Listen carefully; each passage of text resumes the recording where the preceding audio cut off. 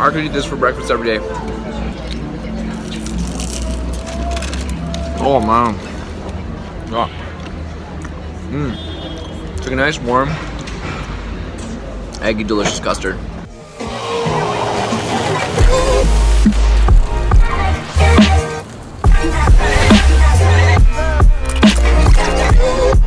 It feels like the wedding phase is over. Yeah, we're in adventure phase. And we're in adventure mode now. So I'm very much looking forward to it. Very excited.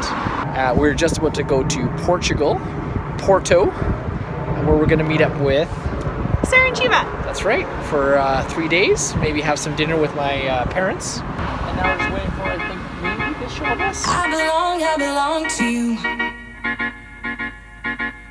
I belong to you. Do just what you want.